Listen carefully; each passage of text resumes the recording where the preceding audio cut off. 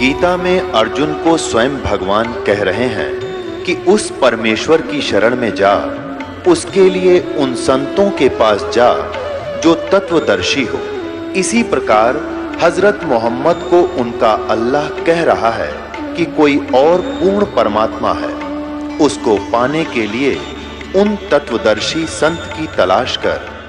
वो प्रभु कौन है, ये जानने के लिए कृपया अवश्य सुनिए जगत गुरु तत्वदर्शी संत रामपाल जी महाराज के अमृत वचन। चारों युग में आए परमात्मा सतयुग में सत्सुकृत नाम से प्रसिद्ध हुए, त्रेता में मुनिंदर नाम से, द्वापर में करुणा में नाम से और कलयुग में कबीर नाम से। प्रत्येक युग में एक लीला ऐसी करते हैं कि सतलोक से चलकर आते हैं गति करके, बाहर जंगल में सरोवर के अंदर कमल के फूल के ऊपर वन में आकर के वो वहां शिशु रूप धारण कर लेते हैं। जल के ऊपर निवास करने के कारण परमात्मा को नारायण कहा जाता है। वहां से पूर्व परमात्मा के संस्कारी हंस होते हैं, वो निसंतान दंपति उनको उठा ले जाते हैं और धीरे धीरे वो फिर क्या होता है कि कुछ दिन वो भगवान कुछ भी आहार नहीं करते शिशु रूप में, तो उनके लिए प्रेरणा होती है, किसी ना किसी माध्यम से परमात्मा प्रेरणा करते हैं। कंवारी गाय लाई जाती है, कंवारी गाय, और कंवारी गाय फिर दूध देती है।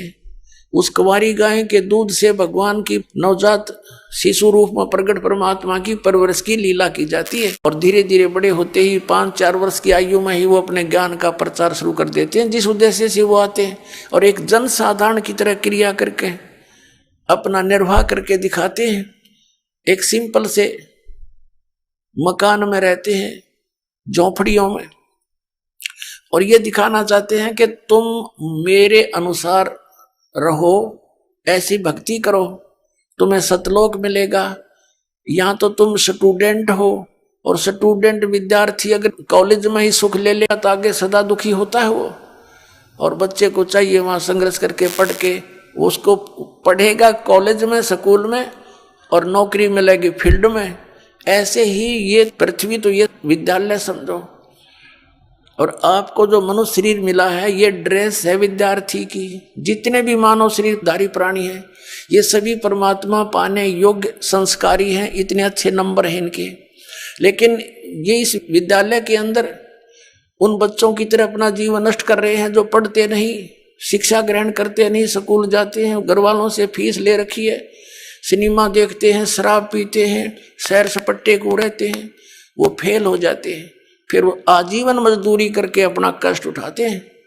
तो आप जी विद्यार्थी हैं, आप बुद्धिमान हो, आप ढंग से लग गए हो, तो यहाँ की हुई कमाई आपको, जो दास आपको विधि बताएगा, ये आपको सतलोक में सुख मिलेगा। उस फील्ड में उस आजीवन सुखी हो जाओगे। अब जो प्रसंग चल रहा है कि वो परमात्मा 5 वर्ष की आयु में ही अपना प्रचार शुरू कर देते हैं, दीक्षा ये उपदेश देना शुरू कर देते हैं सच्चे ज्ञान का, और बड़े बड़े विद्वानों के छक्के छुड़ा देते हैं। 5 वर्ष की आयु के कबीर परमेश्वर जी थे कलयुग के अंदर, ऐसे लीला में तरीके से बड़े हुए थे। 25 दिन के हो गए थे, सतलोक से चलकर आए थे और लहर तारा नामक तालाब में कमल के फूल पर विराजमान हुए थे। नवजात शिशु रूप धारण करके उनके प्रत्यक्ष दृष्टा एक अष्टानंद नाम के ऋषि थे जो साधना करने प्रतिदिन सरोवर पर जाया करते थे। गर्मियों का मौसम था तो वहां से नीरू और नीमा उठा कर लाए थे। 25 दिन तक परमात्मा ने कुछ भी आहार नहीं किया, बड़े चिंतित हो गए थे नीरू और नीमा। और नीमा ने तो यहाँ तक ठान ली थी यदि बच्चा मर गया तो साथ मरूंगी। तब परमात्मा ने प्रेरणा की, शिवलोक से शिव जी आए, शिव भगवान शिव शंकर जी आए, क्योंकि वो पहले शिव के पुजारी थे नीरू और नीमा। वो उसी जन्म में हिंदू समाज में उत्पन्न थे। गौरी शंकर सरस्वती नाम था इनका। मुसलमानों ने इनको जबरदस्ती मुसलमान बना दिया था। अब हिंदू धर्म के जो पंडित थे उन्होंने इनको अपने धर्म से रिजेक्ट कर दिया था। इनका गंगा में स्नान कराना भी बंद कर दिया था। तो इसलिए इन्होंने मुसलमान साधनाएं शुरू कर दी थी। पहले रोजी रोटी के लिए कथा करके निर्वाह चलता था। नीरू का गौरी शंकर था इसका नाम, वो बंद हो गया था, जिस कारण से इसने जुल्हाई का कार्य शुरू कर दिया और मुसलमान धर्म इसने मजबूरी में स्वीकार करना पड़ा।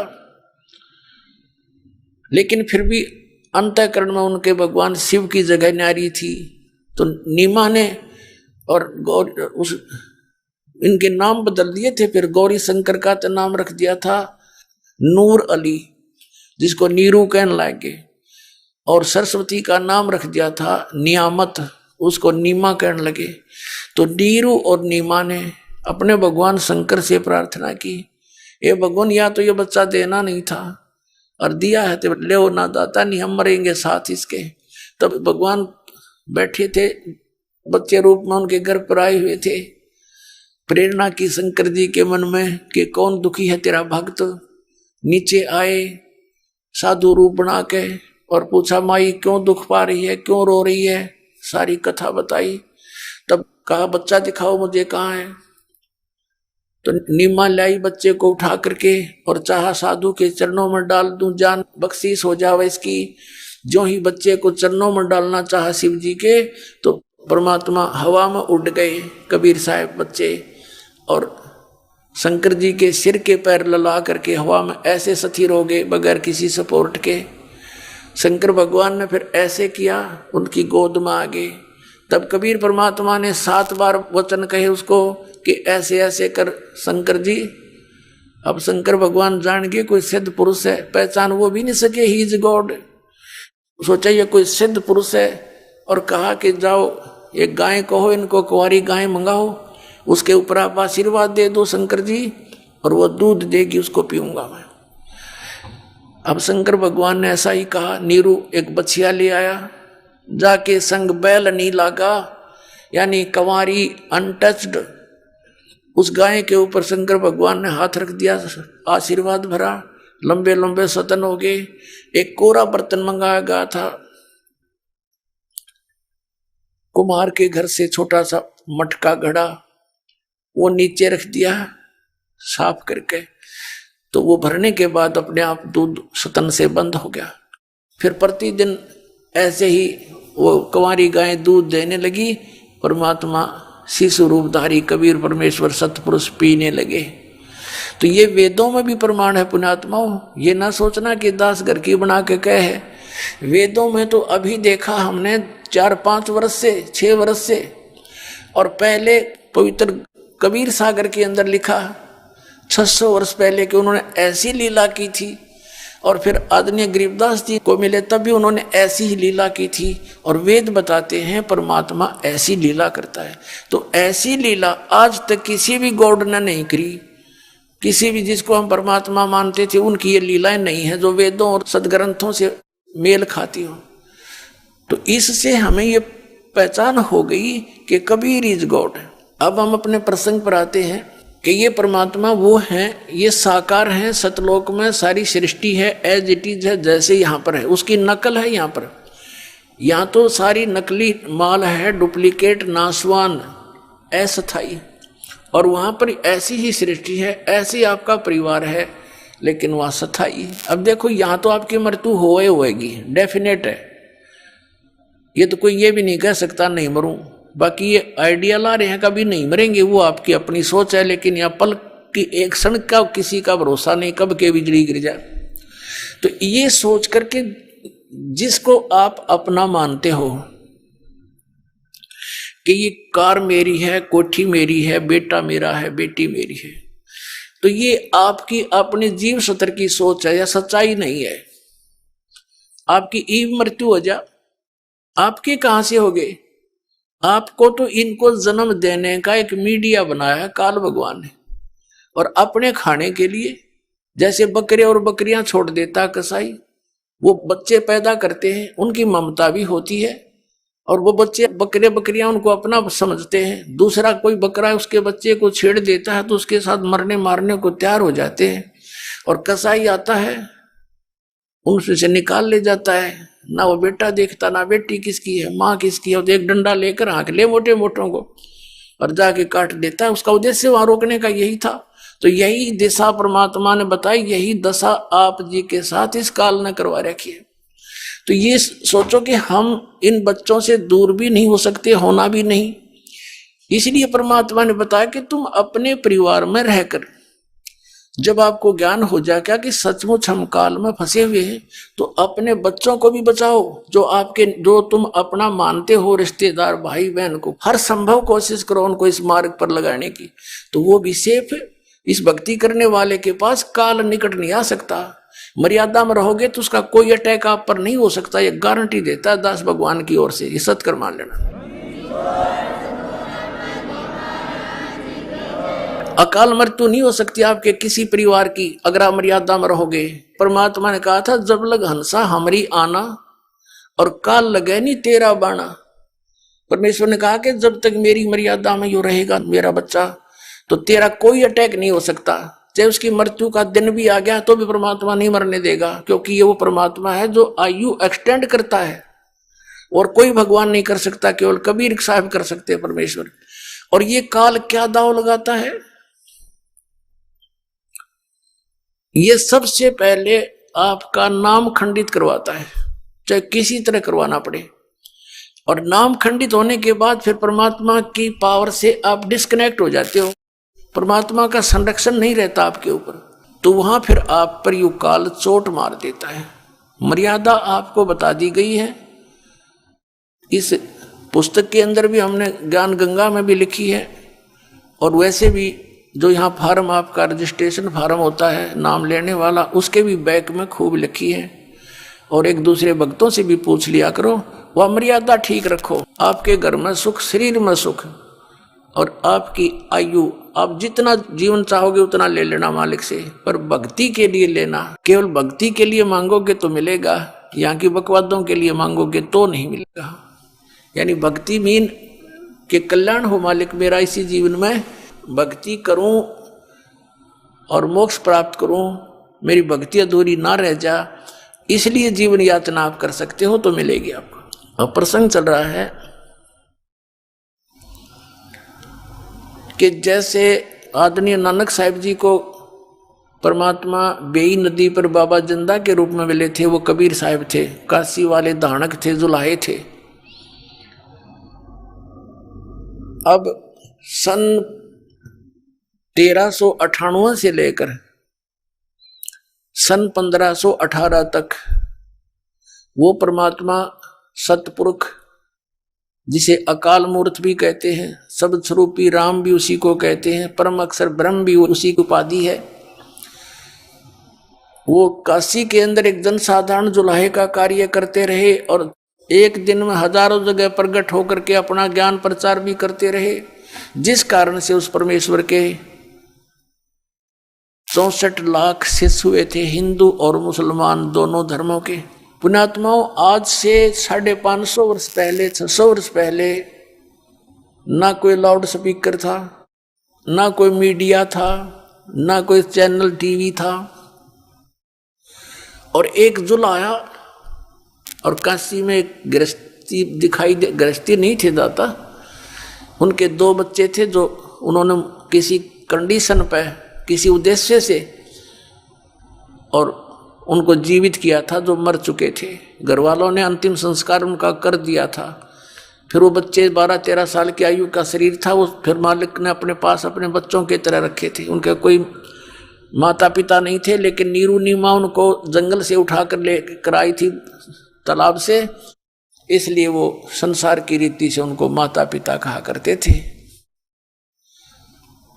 तो ऐसी लीला एक सिंपल मैन और उसके 64 लाख से इतनी सुख दिए मालिक ने उन बच्चों को, क्योंकि वो हमारे पिता हैं।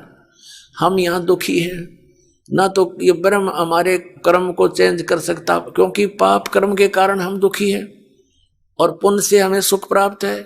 तो पुण्य तो है तो कोई दिक्कत नहीं, नो प्रॉब्लम, सुख है तरह रो, लेकिन दुख में दुखी हो जाते हैं हम। लेकिन उसको ना तो ब्रह्मा जी ठीक कर सकते, ना विष्णु जी, ना शिव जी, क्योंकि ये प्रारब्ध में कोई परिवर्तन नहीं कर सकते।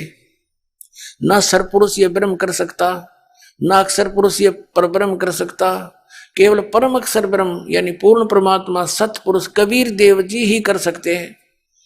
हमारे पापों को नाश करके सुखी कर सकते हैं। और पाप जब तक नहीं कटेंगे सुख नहीं हो सकता। अब जैसे किसी के पैर में कांटा लग गया है और वो अपने छोटे बड़े भाई बहन से कहता है मुझे पीड़ा हो रही है, अब वो ये तो बता सकते हैं कि तुझे कांटा लग गया जिस कारण से पीड़ा है, उनके पास वो निकालने का कोई वस्तु है नहीं तो वो निकाल नहीं सकते। तो वो कांटा निकले फिर पिन से सुई से। तो ऐसे ही जैसे अभी तक जिन भी महापुरुषों से आप मिले, इरादा स्वामी पंथ वाले, धन सतगुरु वाले, जितने भी आज तक पंथ वाले हैं, उन महापुरुषों को छोड़कर जो भगवान से मिले, उनकी वाणी को छोड़कर सभी ने यही कहा कि भी कर्म तो भोगना ही पड़ेगा, इसमें कोई परिवर्तन नहीं हो सकता। भक्ति करते रहो, आगे सुखी हो जाओगे। अरे भले पुरुषों, किसी के पैर में कांटा लगा हो और कोई किसी के पास जाए कि मुझे किस कारण से दर्द हो रहा है, पीड़ा हो रही है, तो पैर दो दाके ये तो बता सकते कि आपके कांटा लगा है जिस कारण से पीड़ा है। और फिर ये कहे कि कांटा तो निकलेगा नहीं, ये पीड़ा बंद करनी मेरे बस की बात नहीं, जूते पहन लो, भविष्य में कांटा ना लगेगा।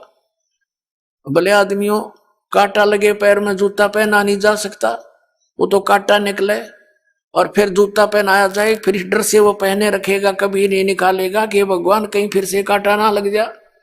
तो ये पाप कर्म के कांटे जिस जिसके लगे हुए हैं वो पीड़ित हैं, और इन महापुरुषों के पास भटक भटक कर धक्के खाकर थक जाते हैं, सोच लेते हैं कि अब कहीं राहत नहीं मिलने वाली, क्योंकि वो उस सतर के संत नहीं है, वो उनका कनेक्शन उस परमात्मा से नहीं है जो पाप नाश कर सकता है।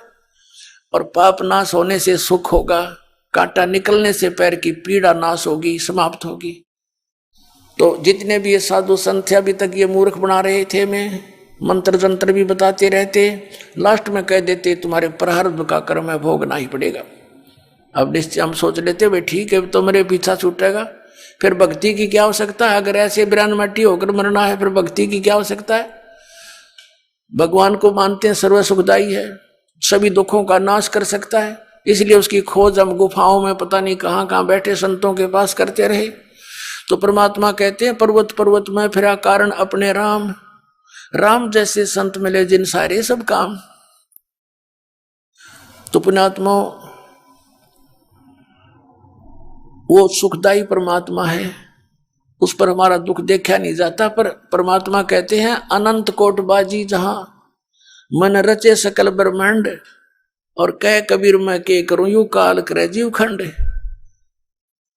अब कबीर साहब जी आखिर में ये कह देते हैं मैं इतना समर्थ हूं कि सारे ब्रह्मांडों को रचना मैंने करी और मैं 1 मिनट में न सुखी कर दूं। जय मुझे मेरे पर विश्वास कर लें और मेरी बातों को मानकर साधना कर लें। लेकिन कहते हैं आखिर में कि कह कबीर मैं के करूं यू काल करे जीव खंड, ये हमसे निकाल ले जाता है काल। यहां से कोई न कोई ऐसी मन में भूतनी बांट दे इसके, क्योंकि अज्ञान हमने घना सुन रखा। ज्ञान केवल एक सतलोक आश्रम बरुवाला में, बाकी सब जगह आध्यात्मिक अज्ञान भरा पड़ा है। तो उस आधार से सभी आधारित है, और यहां से गए हुए प्राणी को कोई ना कोई सा सिरफिरा मिल जाता है कि वो किसी ने संत बना दिया। वहां क्या ऐसी नारी बात है, वो तो सबको नो कहता है इनके पास ज्ञान नहीं। दास नहीं कहता, उनका इतिहास कहता है कि उनके पास ज्ञान नहीं है। तो वो फिर बेचारा डगमग हो जाता है। नानक साहिब जी से किसी ने प्रश्न किया कि हे प्रभु, हे महात्मा जी, आप हमेशा यहाँ खोए खोए से रहते हो, चेहरे पर आपका कोई खुशी नजर नहीं आती। तब उन्होंने कहा था कि ना जाने काल की कर डारे और किस विध ढल जा पासावे, जिनाते सरते मौत खुड़क दी उनानो केड़ा हासावे। कि यहाँ पर हंसे किस बात पर, 1 मिनट में ना जाने के बिजली गिर जा। जैसे एक खुशी मना रहे थे, विवाह था एक लड़के का, डीजे बजा रहे थे, नाचे बहन भी भाई भी सारे रिश्तेदार, शराब पीवे घूटी लावे। अगले दिन बारात जानी थी। उस शहर से 10-15 किलोमीटर गए थे, वो दुल्ले वाली कार एक ट्रक से टकरा गई और 7-8 व्यक्ति थे, उसमें सारे मर गए, दुल्ला भी मर गया। अब बजा लो डीजे। अगले दिन देखा समाचार पत्रों में, माँ भी रोए, बहन भी रोए, टक्कर मारे एक दूसरे के साथ। तो यहाँ किस चीज पर खुशी मनाते हैं? बिना ज्ञान के नशे में नाच रहे हैं हम। यहाँ तो टाइम पास करके अपना पीछा छुटवाओ, चलो वहां खुशी मनाइयो, सदा सदलोक के अंदर सदा खुशी है, वहां पर सदा बाहर है सब कुछ।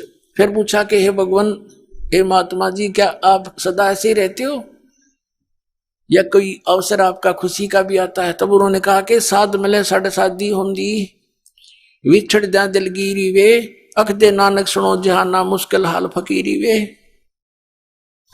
नानक साहब जी कहा करते थे कि जब मेरे हंस, मेरे सिख, मेरा सत्संग सुनने वापस आते हैं मेरे पास, तो मेरी खुशी का ठिकाना नहीं रहता। और जब यहां से ये जाते हैं, बिछुड़ते हैं मेरे से,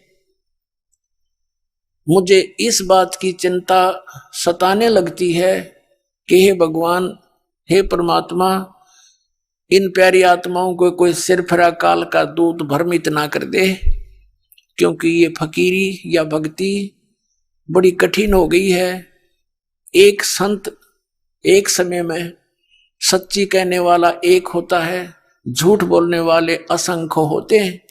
और तो एक व्यक्ति जो सच्चाई सुनकर जाता है, वो कितनी देर तक ठहर सकता है उन झूठों के सामने, जहां पर सैकड़ों व्यक्ति एक ही तरह की बात कहने वाले मिलते हैं। ऐसा नहीं है, ऐसा नहीं है, ये सब झूठ है, कहाँ लिखा है? तो अब दास पर मेहर करिए, वो लिखा दिखा दूं हूं, इसलिए आप सभी टिके हुए हो, नहीं तो आपको भी ये डगमग कर देते। तो नानक साहब जी कहा करते थे, साध मिले साढ़े शादी होंगी और विछड़ जा दिलगिरी वे, और अख दे नानक सुनो जहाना, मुश्किल हाल फकीरी वे।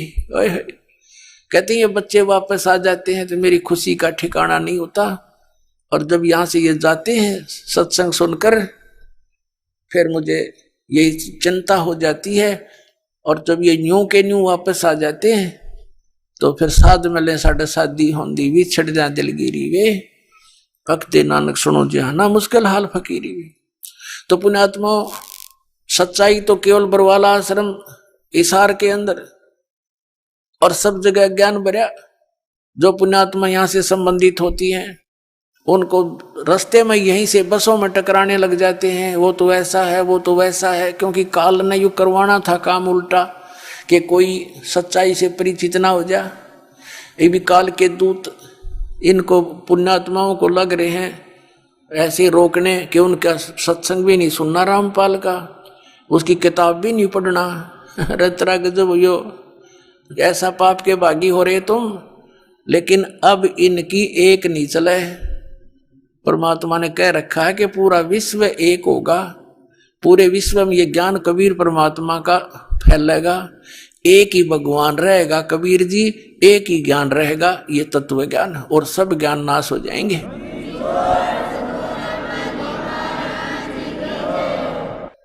और सभी परमात्मा के बच्चे भगवान की चर्चा किया करेंगे। जहां पार्कों में बैठकर इधर उधर की बकवादें गढ़ते हैं, कोई राजनीति की बतलावे, कोई बहु बेटियां की अच्छे बुरे होने की एक दूसरे ने कह के अपना मन हल्का करता है, टाइम वेस्ट करता है, कोई ताश खेलता है, कोई गुट्टी लाता है, कोई 2 नंबर के काम करके सारा जीवन नरक बना रहा है, अपना भी परिवार का भी। इस ज्ञान से परिचित होकर आपको ये रिश्वत, मिलावट, चोरी, ठगी, जारी आपको विष दिखाई देगी। तो पुण्यात्माओं, विष को कोई खा नहीं सकता।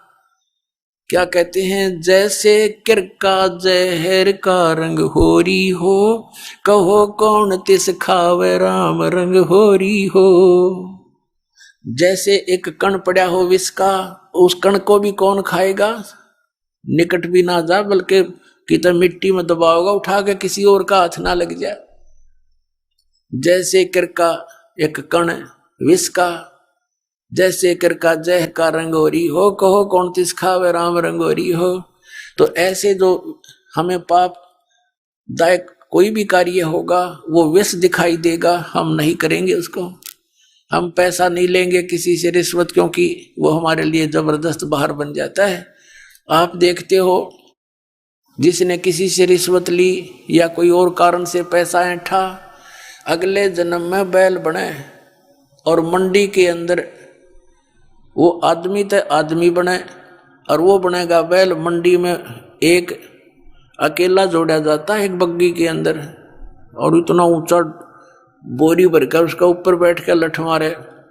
वो रिश्वत लेने वाला अधिकारी अब बैल बनकर लठ खा रहा है उस धनी के, वो सारे पूरे करेगा। तो पुण्यात्माओं, इस प्रकार हमने इस तत्व ज्ञान को समझना है। फिर क्या, हम अपने प्रसंग पर आते हैं कि उस समय परमात्मा कबीर साहब जी एक ही दिन में हजारों जगह प्रकट हो जाते थे, अपनी प्यारी आत्माओं को ज्ञान सुनाते थे, आशीर्वाद देते थे। आशीर्वाद से उनके दुख दूर होने लग गए, तो उनको बड़ी खुशी हुई और परमात्मा के साथ चिपकने लग गए अपने वो बच्चे। तो 64 लाख शिष्य कबीर भगवान के शिष्य हो गए थे आज से 600 वर्ष पहले। तो पुण्यात्माओं, वो सिंपल मैन नहीं था, वो सिंपल संत नहीं था, वो संत रूप में स्वयं परमात्मा थे। अब जो दास आपको बताना चाह रहा है कि वो परमात्मा कौन है, कैसा है, कहाँ रहता है और कैसे मिलता है, इस दास के सत्संग का यही उद्देश्य है कि परमात्मा की सतिथि से आपको पूर्ण परिचित कराऊं और वो मार्ग बताऊं जिससे भगवान मिला करते हैं, वो सतनाम आपको दूं जिस पर अभी तक बैन लगा हुआ था। इस सतनाम को परमात्मा ने आदरणीय धर्मदास जी को दिया, लेकिन आगे देने से मना कर दिया। इसी सतनाम को परमात्मा ने आदरणीय मुल्कदास जी को दिया, लेकिन आगे बताने से मना कर दिया। इसी सतनाम को परमात्मा ने कबीर साहब ने आदरणीय नानक साहब जी को दिया, लेकिन आगे बताने से मना कर दिया।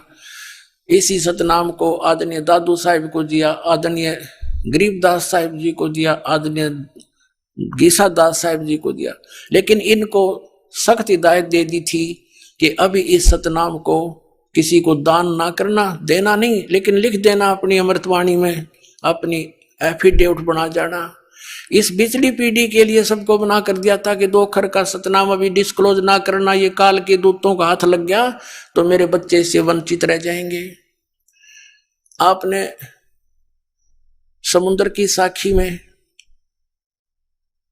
आदरणीय नानक साहब जी की एक अलौकिक घटना पढ़ी, कई बार पढ़ाई आपको, कि मर्दाना और बालाजी ने प्रार्थना की नानक साहब जी से कि हमें लंका दिखाओ, समुद्र तो हमने देखा है भगवान। तो नानक साहब जी ने कहा कि तुम समुद्र के ऊपर मेरे साथ चलो, लेकिन वाहे गुरु करते रहो। तो उन्होंने ऐसा ही किया, समुद्र पर चल पड़े जैसे थल पर चलते हैं, और वाहे गुरु कर रहे हैं कौन? मर्दाना और बालाजी। नानक साहब जी उस 2 अक्षर के नाम का जाप कर रहे हैं। अब मर्दाना ने देखा कि गुरुजी तो 2 अक्षर का नाम जाप कर रहे हैं, सतनाम। तो मर्दाना ने भी वही जाप शुरू कर दिया। उसी समय समुद्र में डूबने लगा। नानक साहब जी ने देखा तो और कहा कि मर्दाना, गुरु की करनी की तरफ नहीं देखना चाहिए, वचन का पालन कर। तो फिर वही मंत्र जाप कर इसको त्याग दे। मर्दाना ने फिर वो वाहे गुरु शुरू कर दिया। तो मर्दाना फिर उसी स्थिति में आ गया, जल पर उसी तरह थल की तरह चलने लगा। अब पुण्यात्माओं, स्वयं नानक साहब जी तो वो सतनाम का जाप कर रहे हैं 2 अक्षर का, लेकिन इसे इसको मना कर दिया, खबरदार इसको जाप किया तो तेरी दुर्गति हो जाएगी। किस लिए? कि यदि ये नाम आज डिस्क्लोज कर दिया, इस पिछली पीढ़ी के अंदर ये काल के दूत राधा स्वामी, धन धन सतगुरु, सच्चा सौदा, सिरसा, जगमालाड़ी और जय गुरुदेव पंथ, जनोद वाला पंथ, ये सारे काल के प्रलय पंथ है, भ्रमित है ये संत पंथ सभी श्रद्धालु, और इनके हाथ लग जाता है सतनाम। आज ये भी वही 2 अक्षर का नाम जाप करते पाते, तो हम आज डिफरेंशिएट कैसे करता, ये दास आपको कैसे बताता ये ओरिजिनल नाम है और ये ओरिजिनल असली भगवान है, और उनको अधिकार नहीं नाम देने का। इस मंत्र का जाप यदि कहीं से आप सुन देख कर पढ़ कर आप भी जाप करोगे, कोई यूज नहीं होगा, आपको अधिकारी से लेना पड़ेगा। और इस अधिकारी दास के अतिरिक्त 21 ब्रह्मांड में आज कोई नहीं है इस नाम के दान करने वाला। अब ये विचारणीय विषय पुण्यात्माओं, आप बच्चे हो, गहराई से सोचो इस बात को। कि नानक साहिब जी ने अपने सिख समाज को भी से वंचित क्यों रखा। अनजान व्यक्ति तैनो सोचेगा कि उन्होंने अच्छा नहीं किया, उनको बताना चाहिए था ये मंत्र, लेकिन उन्होंने महापरोपकार किया, क्योंकि उन्हें कहाँ जाना था। ऐसी विधि बता के अमृतवाणी का पाठ करने की, धर्म भंडारे करने का विधि बताकर चले गए, और उससे वो पुण्यात्मा उस धर्म भंडारे से मालिक की वाणी पाठ करने से मोक्ष तो नहीं होता, लेकिन मनुष्य शरीरों की संख्या बढ़ जाती है। तो उससे वो मनुष्य शरीर प्राप्त करते हुए आ रहे हैं। और इस समय पर आकर ये डिस्क्लोज करना था जब ये सभी पंथ चलकर अपने मैच्योरिटी को प्राप्त हो चुके होंगे, इनको इनके सब ज्ञान का, इनके समाधान और भक्ति विधान का सब जन साधारण के पास होगा। फिर दास बतावेगा, यू भेज दिया दास अपना परमात्मा ने, इनके सब का निर्णय कर देगा कि ये गलत नाम जाप कर रहे हैं, ओरिजिनल नाम ये मंत्र है जो महापुरुषों ने जाप किया, इनका कल्याण हुआ। तो अब अपने आप फैसला हो जाएगा और सभी भक्त परमात्मा के सत नाम का जाप करके मोक्ष प्राप्त कर लेंगे। अब नानक साहिब जी स्वयं तो सतनाम जाप करें 2 अक्षर का, और अपने शिष्य को मना कर दिया कि ये नहीं जाप करना। अब जिस कारण से आने वाले समय में 5वें गुरु गद्दी नसीन श्री अर्जुन देव जी ने सोचा कि इन महापुरुषों की वाणी को संग्रह कर दूं, एक ग्रंथ, एक पोथी का रूप दे दूं, ताकि इन महापुरुषों की वाणी आने वाले समय में पढ़ कर ये पुण्यात्मा अपना कल्याण करवा ले। तो उन्होंने सबसे पहले तो नानक साहिब जी की वाणी को उन्होंने इकट्ठा किया, फिर अन्य महापुरुषों की और अपनी भी। तो उसमें क्या देखा, जैसे बालाजी से द्वितीय गुरु जो गद्दी पर नसीन हुए थे अंगद देव जी, उन्होंने बालाजी से कथा सुनी थी जो समुद्र की साखी नामक एक सदग्रंथ के अंदर लिपिबद्ध है। तो उसने सुना था कि नानक साहिब जी ने नाम जाप किया सतनाम का 2 अक्षर का, लेकिन मर्दाना ने भी वो जाप किया था, जिस कारण से वो डूब गया था और कहीं आगे मना कर दिया था कि इसको जाप नहीं करना। तो इस दृष्टिकोण से आदरणीय अर्जुन देव जी ने ये मुख्य दृष्टिकोण रखा वाणी को संग्रह करते समय के कहीं वो मंत्र 2 अक्षर का जिसके जाप करने से मर्दाना को हानि हुई थी और गुरुदेव की आज्ञा की अवहेलना हुई थी, कहीं उसको वाणी में नहीं आना चाहिए, कहीं कोई सिख बच्चा आगे उसका जाप कर ले और हानि को प्राप्त ना हो जाए। ये दृष्टिकोण करके नानक साहिब जी की वाणी और अपनी सबकी वाणी उसमें संग्रह करके गुरु ग्रंथ साहिब का नाम दिया गया। एक प्रसंग आता है प्राण संगरी के अंदर, लेखक ने लिखा है कि सिंगल द्वीप का एक राजा था शिवनाभ, उसके पास अधिकतर वो बहुत सेवक था। नानक साहिब जी वहां रहे थे लास्ट के दिनों में, सतलोक जाने से पहले। उन्होंने एक प्राण संगली नामक ग्रंथ लिखा था। उसमें लिखा है उनके लेखक ने कि प्राण संगली को नानक साहिब जी ने शिवनाभ राजा से ये कहकर सुरक्षित रखने के लिए कहा था कि ये मेरी देह है। कहने का भाव ये है कि तुम मुझे ही जानना, क्योंकि जैसे दास बोल रहा है, इस खोखे में, इस शरीर में जो ज्ञान ग्रहण है वो आपको बता रहा हूं, ये लिपिबद्ध कर लिया जाए किताब में तो वो दास ही समझो, यानी मेरे वचन है, इस शरीर से कुछ लिंक नहीं। ये शरीर समझो चाहे वो वाणी समझो, उसमें जो बोला है वो ऐसे करने से आपको लाभ होगा। तो नानक साहिब जी ने कहा था कि राजन, तेरे अतिरिक्त ये अनमोल ग्रंथ मैं किसी के पास रखना उचित नहीं समझता और इसको किसी के हाथ ना लगने देना, और मेरा कोई सिख आवे उसको देना। ये मेरी जान है, मेरा शरीर है, ये मेरे प्राण है और इसको बड़ा सुरक्षित रखना, और तेरे अतिरिक्त मुझे कोई विश्वास पात्र लगा नहीं जो इसको सुरक्षित रख सके। ऐसा ही कहकर नानक साहिब सतलोक चले गए।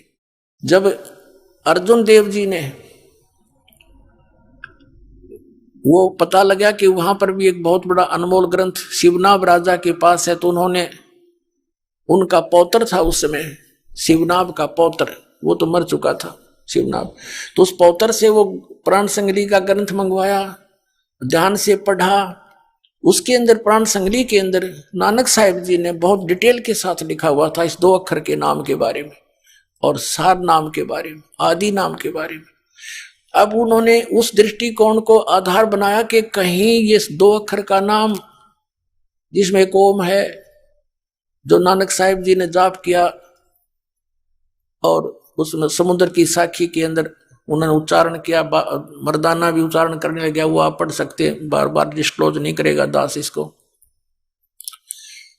तो उन्होंने ये ध्यान रखा कि कहीं ये मंत्र युक्त वाणी और गुरु ग्रंथ साहिब में मैंने लगा दी और कोई सिख इसको पढ़ लेगा तो गुरुदेव की आज्ञा की अवहेलना होगी।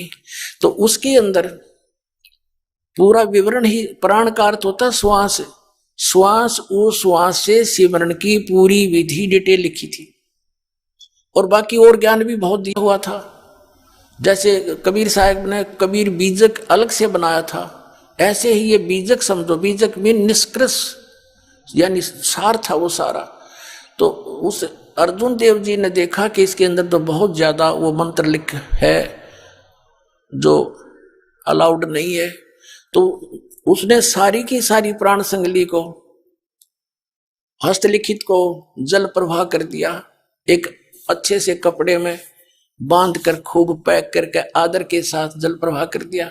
उसी समय वहां कोई एक संत खड़ा था, उसने प्रार्थना की गुरु जी से कि भगवान ये मुझे दे दो, अनमोल ग्रंथ है तो मैं छुपा के रख लूंगा, किसी को नहीं बताऊंगा। तब उसके आदेश से तुरंत निकाल लिया गया वो, तब तक उसको कोई हानि नहीं हो पाई, वो पृष्ठ जो खराब नहीं हुए। तो उसमें 160 अध्याय थे, उसमें से केवल छांट करके 80 अध्यायों को ही प्रकाश में लाया गया, बाकी को डिस्टर्ब कर दिया गया, या तो सभा कर दिया होगा या जल प्रवाह कर दिया होगा, जिसमें वो सतनाम लिखा था। तो ये कितनी बड़ी हानि होगी हमारे को, लेकिन फिर भी कहते हैं सच्चाई छुप नहीं सकती। अब वही मंत्र जो 2 अक्षर का समुद्र की साखी में स्वयं नानक साहिब जी बोल कर उच्चारण कर गए, क्योंकि संत तो परमात्मा के हर एक संकेत को समझते हैं, उनको मालूम था कि हो सकता है ऐसा भी हो जाए, तो यहाँ तो या बची रह जाएगी एक प्रमाण हमारा। आपको थोड़ा सा वो दिखाता हूं कि प्राण संगली के अंदर वो क्या लिखा है। ये है प्राण संगली पंजाबी लिपि में, भाषा में, डॉक्टर जगजीत सिंह खानपुरी, और ये Patiala university publication bureau, Punjab University Patiala, ये पंजाबी भाषा के अंदर है। ये है पंजाबी साहित्य अध्ययन विभाग, पंजाब यूनिवर्सिटी पटियाला। ये edited by doctor Jagjit Singh Khanpuri, MA PhD। ये सन 1999 में छपी है, दूसरी बार। ये पूरी डिटेल लिखी है। ये है doctor Ranbir Singh, registrar Punjabi university Patiala ने प्रकाशित की थी, अते राम, नवी दिल्ली में छपी। अब यहां देखते हैं, इसमें इसका 2 शब्द है, पहला संस्करण है ये। इसमें क्या लिखा कि प्राण संगली योग साधना संबंधी महत्वपूर्ण रचना है। इसमें यहां लिखा है संत संपूर्ण सिंह ने देवनागरी लिपि विच भी इसका संपादन किया सी, यानी ये संपूर्ण सिंह ने भी इसी से ही लिया और ये मानते हैं उसमें जो लिखा सही है। अब यहाँ देखना भूमिका में, पहला संस्करण भूमिका, यहाँ आ जाइए। संत संपूर्ण सिंह ने देवनागरी लिपि विच जिस संस्करण ਦਾ ਪ੍ਰਕਾਸ਼ਨ ਕੀਤਾ, ਉਸ ਵਿੱਚ ਕੁੱਲ 80 ਅਧਿਆਏ ਸ਼ਾਮਲ ਹਨ। 80ਵੇਂ ਅਧਿਆਏ ਦੇ ਅੰਤ ਤੇ ਇਸ ਤੇ ਕੁੱਲ ਅਧਿਆਇਆਂ 113 ਲਿਖੇ ਹਨ। ਇਸ संख्या दी यानी 113 पृष्ठों वाली संख्या दी पुष्टि जन्म साखियां तो भी होती है, पर संत संपूर्ण सिंह जी ने 160 अध्यावां दे होण दी संभावना वल संकेत कीता है। अपनात्मा इस लेखक ने भूमिका में क्या लिखा है जो पटियाला यूनिवर्सिटी में सुरक्षित रखी है, ये प्राण सिंह, इसमें लिखा है कि संत संपूर्ण सिंह ने 80 अध्याय लिखे हैं और 113 भी मेंशन किए हैं कि इसके 113 अध्याय बनते हैं। इसका प्रमाण जन्म साखी में भी मिलता है, ये मानते हैं इन्होंने कहा। और कुल अध्याय 160 होने का भी संकेत किया। ये बिल्कुल सारी सत्य है। कहने का भाव ये है कि दास ये बताना चाहता था आपको कि ये ऐसे क्यों किया गया। परमात्मा का आदेश था इन महापुरुषों को कि इस सतनाम को डिस्क्लोज ना करना, सतनाम अवश्य कहते रहना कि सतनाम एक अजब मंत्र है, उससे मोक्ष होगा। तो ये काल के पंथ, राधा स्वामी पंथ वगैरह, इनको सतनाम का कख भी पता नहीं। सतनाम सचखंड है, सतनाम असली राम है, सतनाम ही सतपुरुष है, सार नाम भी सतनाम है, सार शब्द भी सतनाम है, सतपुरुष भी सतनाम है। बताओ, इन्हें सिर पैर का नहीं पता। और ये 2 अक्षर का नाम है। अपने आत्माओं, जैसे नानक साहिब जी को परमात्मा मिले थे एक जिंदा महात्मा के रूप में आकर, ऐसे वो सभी उन महापुरुषों को मिले हैं जिनका दास बार बार आपके समक्ष उनका विवरण बताता है। उनमें से आदरणीय गरीबदास साहिब जी गांव छुड़ानी, जिला झज्जर वाले भी हैं। अब कारण क्या था?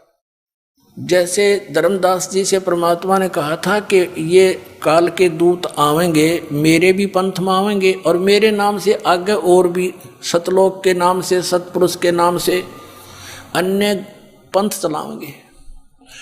तो उस समय तक मेरी इस अमृतवाणी को भी ये डिस्टर्ब करवा देगा काल, किसी ना किसी सर्कमस्टांस बना के। अब जैसे अर्जुन देव जी ने अपनी सोच से तो अच्छा किया, लेकिन हमारे लिए तो बहुत हानि होगी वह, क्योंकि मूल ज्ञान तो समाप्त हो जाता।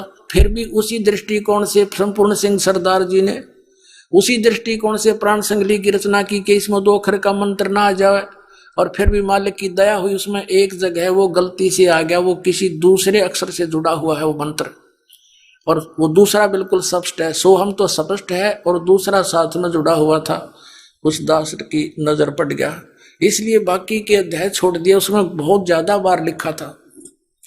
तो कबीर साहब ने कहा था कि मैं फिर आने वाले समय में कुछ इसमें गड़बड़ी बनेगी अपनी वाणी में, फिर इसको प्रकट करा देंगे। आदरणीय गरीबदास साहिब जी को गांव छुड़ानी, जिला झज्जर, हरियाणा, जब ये 10 वर्ष के थे, किसान जाट जाति में जन्म था।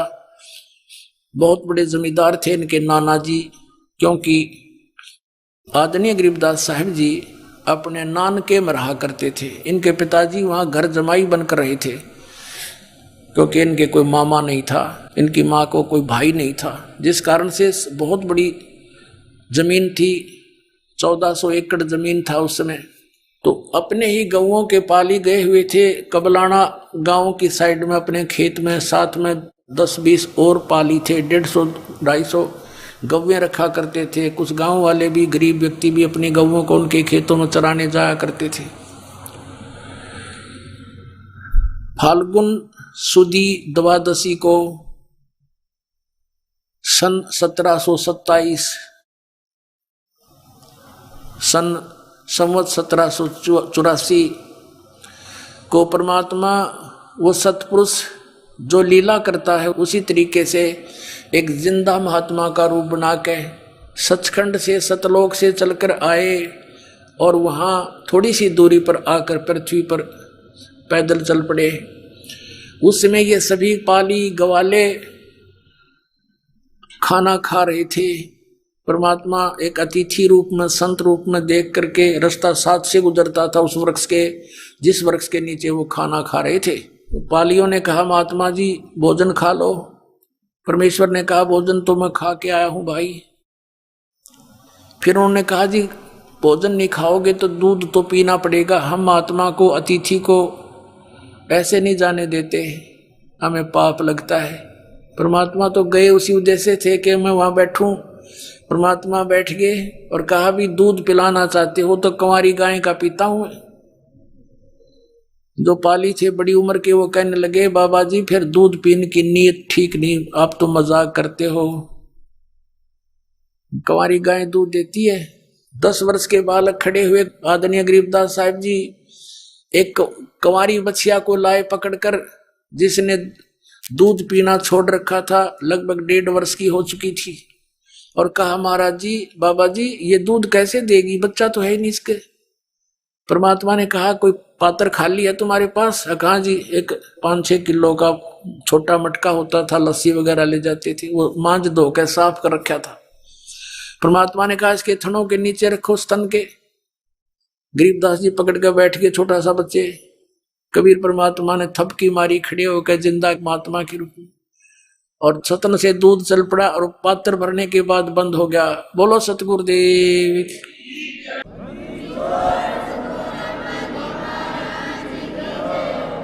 आइए अब हम उन श्रद्धालुओं के अनुभव जानते हैं जो जगत गुरु तत्वदर्शी संत रामपाल जी महाराज जी से दीक्षा प्राप्त कर चुके हैं तथा उनके द्वारा बताए गए भक्ति मार्ग पर चल रहे हैं। बहन जी नमस्कार। सत्साई।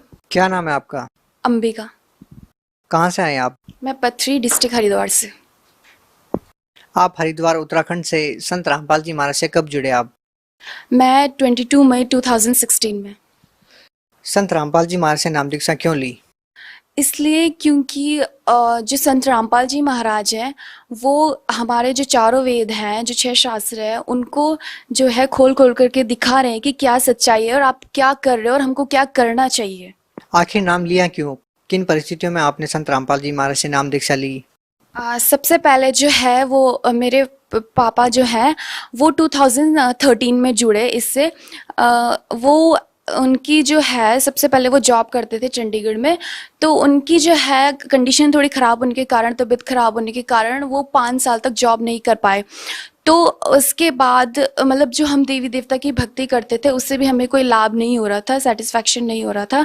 तो उसके बाद हम निरंकारी पंथ से जुड़े थे। तो जो दादा दादी जी वो भी जुड़े थे, तो वो मतलब वहाँ जाते थे, लेकिन वहाँ से भी हमें कुछ मतलब ऐसा लाभ नहीं हो रहा था, कोई किसी भी प्रकार का सेटिस्फैक्शन नहीं था। तो उसके बाद हमारे गांव में एक भगत है, तो उन्होंने पापा को बताया इस चीज़ के बारे में, और ज्ञान गंगा जो पुस्तक है उसके बारे में बताया। तो पापा मतलब किसी को मतलब ऐसे नहीं बताया कि मैं वहाँ करके जा रहा हूँ, सिर्फ इतना पता था कि ऐसा नहीं बोला कि नाम दीक्षा करके मीन्स ऐसा ऐसा कुछ है। तो वो मतलब गए और उन्होंने नाम दीक्षा ले ली। तो वो घर आए तो मतलब घर वालों ने बहुत विरोध करा कि आपने क्यों लिया, कि जो मतलब पहले भी हमने गुरु बनाए थे लेकिन उससे भी कोई लाभ नहीं था। तो मतलब गुरु नाम की चीज़ से था वो विश्वास हट गया था, कि मतलब ऐसे कह रहे थे कि आपको गुरु नहीं बनाना चाहिए था, आपने बताया क्यों ये। तो इस प्रकार से जो है मेरे पिताजी जुड़े पहले। उसके 2 महीने बाद मेरी मम्मी है वो, उन्होंने भी नाम दीक्षा ली। संत रामपाल जी महाराज से नाम दीक्षा लेने से पहले आपके जो पेरेंट्स थे, आपका जो परिवार था, कहाँ से जुड़ा हुआ था? कहाँ कहाँ आपने साधनाएं की हैं? कहाँ कहाँ से आप जुड़े थे? सबसे पहले तो हम जो है वो देवी देवता की जैसे सभी भक्ति करते वो करते थे।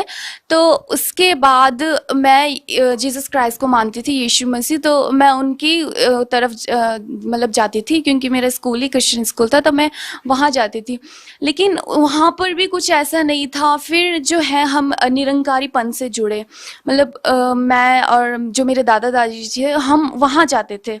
तो वहाँ का भी मुझे कुछ रूल समझ में नहीं आया, जो वो मतलब पैर का पानी पिलाते हैं, मतलब जो चरण उनका जो होता है, तो उससे भी हमें कुछ लाभ नहीं हुआ, और उसके मतलब कुछ भी उससे हमें लाभ नहीं हुआ। देखिए, आज के दिन हिंदुस्तान में धर्मगुरुओं की बाढ़ सी आई हुई है। हर रोज कोई ना कोई एक नया बाबा टीवी पर लॉन्च होता है। ऐसे में एक सच्चे संत को पहचानना, पूर्ण संत को पहचानना एक आम समाज, एक आम लोगों के लिए कितना मुश्किल है, कितना आसान है? ये तो सिंपल सी बात है। अगर आज का समाज एजुकेटेड है तो उन्हें ये देखना चाहिए कि जो संत रामपाल जी महाराज हैं वो हमारे वेदों को, पवित्र बाइबल, कुरान शरीफ, गीता, 6 शास्त्रों को, 11 उपनिषद को, 18 पुराण को खोल खोल करके दिखा रहे कि अक्षर ज्ञान तो मालिक ने इसीलिए दिया था कि ताकि आप गलत और सही का वो कर सको, आपको पता चल सके कि क्या सही है और क्या गलत है। तो यही जो है कि अगर हम पढ़े लिखे हैं, अगर आज एजुकेटेड हैं, तो हमें ये देखना है कि हमें अगर सच्चाई जाननी है तो जो हमारे शास्त्र के अनुकूल है वो देखना है, और हमें एविडेंस देखना, प्रूफ देखना है कि इसका एविडेंस क्या है। बाकी गुरु तो सिर्फ दंत कथाएं बोलते हैं और उनका सर ना पैर, मतलब कुछ भी नहीं है। तो संत राम, क्या आपको लगता है कि जो आज तक हम पूजाएं करते आ रहे हैं लाखों करोड़ों वर्षों से, किसी भी संत ने आज तक शास्त्रों को, वेदों को नहीं पढ़ा होगा? अगर उन्होंने पढ़ा भी होगा तो उन्होंने समझा नहीं है उस चीज को, क्योंकि अगर उन्होंने समझा होता तो वो जो है यहाँ जरूर आते और संत रामपाल जी महाराज जी दीक्षा जरूर लेते, ना कि उनका विरोध करते, क्योंकि सच्चाई यही है। देखिए 21वीं सदी चल रही है, डिजिटल इंडिया की बात की जाती है। ऐसे में लोगों का ये समझना बहुत मुश्किल होता जा रहा है कि मंत्रों के जाप से, भक्ति करने से लोगों की कैंसर जैसी भयानक बीमारियां कैसे ठीक हो रही है, कैसे लोगों की आर्थिक स्थिति ठीक हो रही है, कैसे लोग नशों से दूर हो रहे हैं। जैसा कि आज के दिन हिंदुस्तान में नशा चल रहा है, तो लोगों के लिए समझना मुश्किल होता जा रहा है कि केवल मंत्रों के जाप से इस तरह के लाभ कैसे मिल सकते हैं। आपका प्रश्न बिल्कुल सही है जो आप कह रहे हो कि लोग कहते हैं कि मंत्रों के जाप से इतनी सारी बीमारियां कैसे कट सकती है। तो एक ये वो तो सिर्फ ये हो सकता है कि या तो आप शास्त्र के विरुद्ध भक्ति कर रहे हो, आप जो है शास्त्रों के मतलब उससे हटकर भक्ति कर रहे हो, आपका मनमाना आचरण है वो।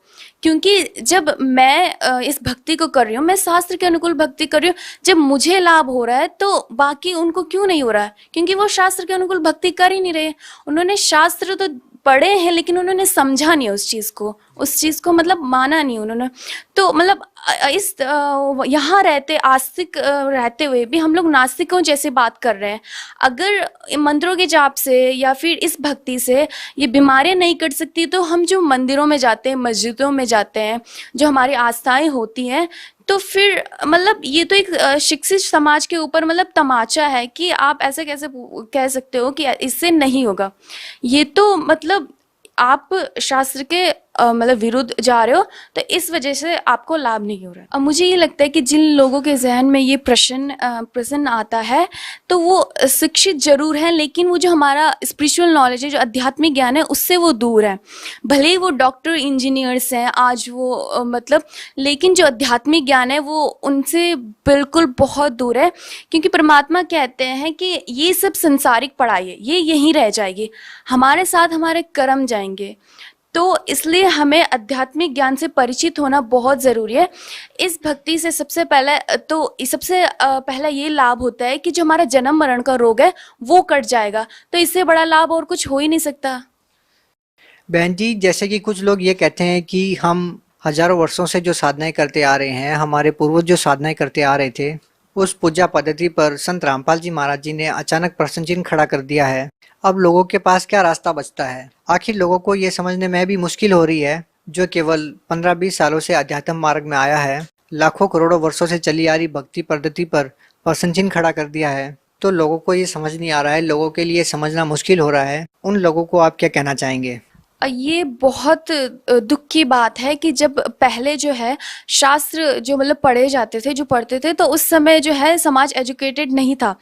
तो लेकिन जब आज हमारा समाज एजुकेटेड हो गया है, तो लोग बिल्कुल उस चीज़ से बहुत दूर हो गए हैं। आजकल शास्त्र मतलब ये चीज़ कहीं मिलती नहीं, देखने को भी नहीं मिलती है। वही आपने 2016 में संत रामपाल जी महाराज से नाम लिया है। आप उन लोगों को क्या संदेश देना चाहेंगे जो संत रामपाल जी महाराज से जुड़ने में संकोच महसूस करते हैं, जबकि वो परेशान हैं? वो सोचते हैं कि संत रामपाल जी महाराज से ही नाम लेना चाहिए, लेकिन फिर भी लोगों के बहकाव में आकर या समाज की मर्यादा में या समाज के कुछ जो उनके ऊपर बाउंडेशन है, उनसे बचकर वो संत रामपाल जी महाराज से नाम दीक्षा नहीं लेना चाहते।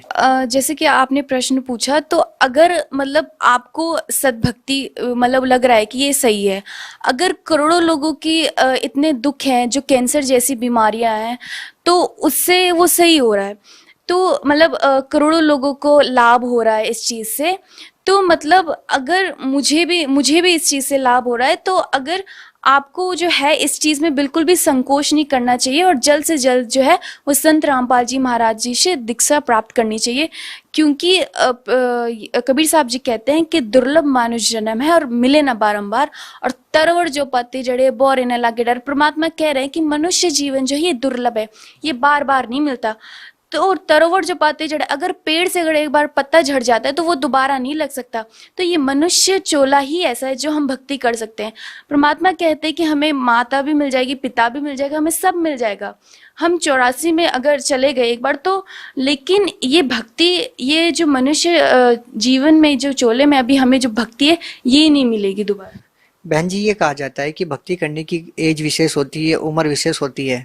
बचपन में भक्ति क्या करना, तो आप उन लोगों को क्या संदेश देना चाहेंगे जो बचपन में भक्ति नहीं करके, जैसा कि आपको पता है कि आज किस तरह का समाज है, एक डिजिटल इंडिया की लाइन पे लोग आज लगे हुए हैं, एक अंधाधुंध कमाई के ऊपर लोग लगे हुए हैं, एक ऐसे समय में भक्ति करना, इसके बारे में आप क्या कहना चाहेंगे? ऐसा कुछ नहीं है कि भक्ति की कोई उम्र होती है। जैसे एक बच्चा जब स्कूल जाता है तो उसको बचपन से ही भेजा जाता है, तो पढ़ने, जैसे कहते हैं कि पढ़ाई की और सीखने की कोई उम्र नहीं होती, ऐसी ही परमात्मा की ज़रूरत हर किसी को होती है। वो छोटे से छोटे बच्चे को भी है और बूढ़े से लेकर इंसान को भी, हर किसी को पूर्ण परमात्मा की ज़रूरत होती है। आप अपने लाभ के बारे में कुछ बताना चाहेंगे? 2016 में संत रामपाल जी महाराज से आपने नाम दीक्षा ली है, आपको क्या लाभ मिले? सबसे पहले जो मेरे फादर हैं, उनकी कंडीशन बहुत ख़राब थी, तो वो अभी बिल्कुल सही है, वो किसी भी तरह की मेडिसिन नहीं लेते हैं। और जो मेरी मम्मी है, जो बहुत मतलब उनको टेंशन होती थी कि पहले पापा भी बहुत ड्रिंक करते थे, और आज पापा कहीं भी जाए तो किसी भी प्रकार का मतलब कोई भी ऐसा टेंशन नहीं है कि कहाँ है क्या है, क्योंकि आज उनको उसके नाम से भी नफरत हो गई है। तो जो मेरी दादी जी है, उनका पैर, एक राइट जो पैर है वो पैरालाइज था, वो अभी बिल्कुल ठीक है, और उनके हाथ में और पैर में ब्लीडिंग होता था। तो गुरुजी से नाम उपदेश लेने के बाद वो भी बिल्कुल ठीक है, और हमारी फाइनेंशियल कंडीशन भी बिल्कुल ठीक है। बहन जी, भगत समाज को क्या संदेश देना चाहेंगी? भगत समाज को मैं यही संदेश देना चाहती हूँ, जो आज के युग में जो युवा हैं, जो नशे का जो है वो सबसे बड़ा सवाल उठता है कि आज के जो युग में है, वो छोटे से बच्चा भी है जो वो नशा करने लग जाता है, ड्रिंक करने लग जाता है। तो वो मतलब ये सोच रहे हैं कि ये नशा कैसे छूटे या फिर कैसे इससे वो, तो भारत में इतनी सारी योजनाएं होने के बावजूद भी जो है उनको मतलब ये नहीं लग रहा है कि हमसे ये सब होगा। तो मैं उन सभी को ये संदेश देना चाहती हूँ कि आप पूर्ण परमात्मा संत रामपाल जी महाराज के शरण में आए और उनसे नाम उपदेश लें। उनसे जो है आपका हर चीज़, मतलब आपके जो शरीर में जो रोग है, जो आपको लगता है कि ये नशा करना मतलब जो भी है वो सब दूर हो जाएगा। आप मानसिक तनाव से बिल्कुल दूर हो जाओगे, आपको शारीरिक सुख मिलेंगे, मानसिक सुख मिलेंगे, हर प्रकार के सुख मिलेंगे। और भगत समाज को मैं ये संदेश भी देना चाहती हूँ, जो लोग अभी तक ये सोच रहे हैं कि इस गलत फहमी में है कि हमें सुख मिलेगा और वो जो है देवी देवता की भक्ति करें, लेकिन वो सिर्फ हमें हमारे कर्म अनुसार ही सुख दे सकते हैं, उससे ज़्यादा नहीं। तो मैं उन सबको भी ये संदेश देना चाहती हूँ कि आप जो है, आज का समाज एजुकेटेड है, आप अपने शास्त्रों को देखिए, उसके अनुकूल जो है आप भक्ति करिए। क्योंकि मतलब कबीर परमेश्वर जी ने का ये कहते हैं कि ये संसार समझदा नहीं और कहंदा शाम दोपहरनो और गरीब दासी वक्त जाता है रोवेगा इस पैरनो। यानी कबीर परमेश्वर जी कह रहे हैं कि ये संसार समझ नहीं रहा है, इसको मतलब बहुत बड़ी भूल लगी है। तो भगत समाज से मेरी यही प्रार्थना, यही विनती है कि आप संत रामपाल जी महाराज के शरण में आए, उनसे नाम उपदेश लें और अपना कल्याण करें। जी धन्यवाद बहन जी।